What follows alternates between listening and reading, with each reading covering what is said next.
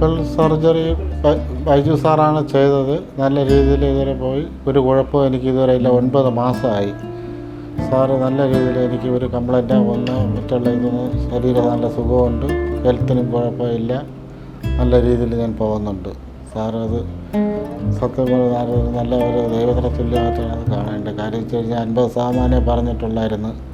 പക്ഷെ അതിൽ നിന്നും സാർ രക്ഷപ്പെടുത്തി വിട്ട് നല്ല രീതിയിൽ തന്നെ ഞാൻ ഇപ്പോഴും പൊയ്ക്കൊണ്ടിരിക്കുന്നു. സാറിന് ഇപ്പോഴും സാറിൻ്റെ ട്രീറ്റ്മെൻറ്റിൽ തന്നെ ഞാൻ കഴിഞ്ഞു പോണത്.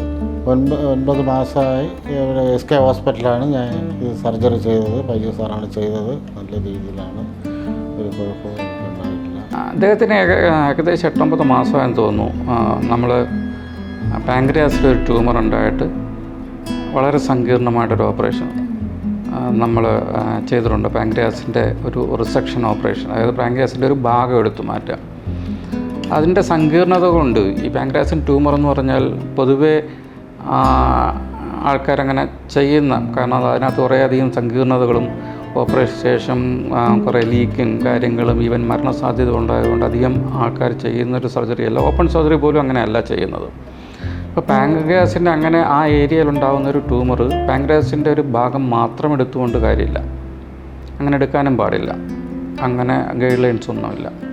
അപ്പോൾ അതിന് നമ്മൾ ചെയ്യുകയെന്ന് പറഞ്ഞാൽ പിത്തസഞ്ചി എടുത്ത് മാറ്റണം, പിത്തക്കുഴലിൻ്റെ ഒരു ഭാഗം എടുത്ത് മാറ്റണം, ആമാശയത്തിൻ്റെ ഒരു ഭാഗം എടുത്ത് മാറ്റണം, ചെറുകുടലിൻ്റെ ആദ്യ ഭാഗവും എടുത്ത് മാറ്റണം, പാങ്ക്രിയാസിൻ്റെ ഒരു ഭാഗം, അതായത് തലഭാഗം എന്ന് പറയും, എടുത്ത് മാറ്റണം. അപ്പോൾ ഇത്ര എടുത്ത് മാറ്റിയതിന് ശേഷം നമ്മൾ ആഹാരം കടന്നു പോകാൻ വേണ്ടി ആമാശയത്തിൻ്റെ ഒരു പകുതി ഭാഗം എടുത്ത് മാറ്റുന്നതുകൊണ്ട് ആഹാരം കടന്നു പോകാൻ വേണ്ടി നമുക്കൊരു കണക്ഷൻ വേണം.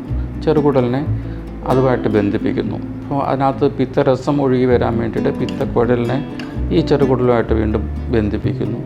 പാങ്ക്രിയാസിൻ്റെ എടുത്ത ഭാഗത്തിൻ്റെ ബാക്കിയുള്ള ഭാഗമായിട്ട് ബന്ധിപ്പിക്കാനായിട്ട് പാങ്ക്രിയാറ്റിക് ജിനോസ്റ്റമി എന്ന് പറയും, അതായത് പാങ്ക്രിയാസിനെ ചെറുകുടലുമായിട്ട് ബന്ധിപ്പിക്കുന്നു. അപ്പോൾ ആ പാങ്ക്രിയാസിനെ ചെറുകുടലുമായിട്ട് ബന്ധിപ്പിക്കുന്ന ആ ഒരു പ്രക്രിയയാണ് ഏറ്റവും സങ്കീർണമായിട്ടുള്ള പ്രക്രിയ എന്ന് പറയുന്നത്. അതായത് ഏറ്റവും സൂക്ഷ്മമായിട്ടും അവധാനതയോടുകൂടിയും ചെയ്തില്ല എന്നുണ്ടെങ്കിൽ അവിടെ ലീക്ക് ഉണ്ടാവുകയും പാങ്ക്രിയാറ്റിക് ജ്യൂസ് എന്ന് പറയുന്നത്, നമ്മൾ ആഗ്നേയ ഗ്രന്ഥിയിൽ നിന്നുണ്ടാകുന്ന ജ്യൂസ് എന്ന് പറയുന്നത് ദഹന ജ്യൂസാണ്. അതായത് അവിടെ തന്നെ അത് ലീക്ക് ഉണ്ടാവുകയാണെങ്കിൽ അവിടെയുള്ള അവയവങ്ങളെ ദഹിപ്പിക്കും. ഒരുപക്ഷെ അതൊരു രക്തക്കുഴലാണെങ്കിൽ ആ രക്തക്കുഴലിനെ ദഹിപ്പിച്ചിട്ട് അവിടെ ബ്ലീഡിങ്, രക്തസ്രാവവും, പോസ്റ്റ് ഓപ്പറേറ്റീവ് വളരെ കോംപ്ലിക്കേഷൻസും കാര്യങ്ങളും ഇൻഫെക്ഷനൊക്കെ ഉണ്ടാകാൻ സാധ്യതയുള്ളൊരു ഓപ്പറേഷനാണ്. അപ്പോൾ അങ്ങനെയുള്ള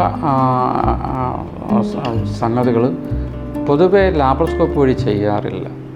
പക്ഷേ ലാപ്രോസ്കോപ്പിയിലെ നമുക്ക് തുന്നലിലുള്ള പ്രത്യേക പ്രാവീണ്യം കൊണ്ടിട്ട് അത് ചെയ്യാവുന്നതാണ്. ഞാൻ ഏകദേശം ഒരു 17 വർഷമായിട്ട് ഈ ഓപ്പറേഷൻ ചെയ്തു വരുന്നുണ്ട്. ഇന്ത്യയിൽ വളരെ ചുരുക്കം സെൻറ്റേഴ്സിൽ മാത്രമേ ഇത് ചെയ്യുന്നുള്ളൂ. ഇപ്പോൾ കുറച്ചധികം റോബോട്ടിക് സർജറി പ്രാബല്യത്തിൽ വന്നതോടുകൂടി ചെയ്യാൻ തുടങ്ങി. ലാപ്രോസ്കോപ്പിയാണ് കൂടുതൽ ഡിഫിക്കൽട്ട് റോബോട്ടിനെക്കാട്ടി.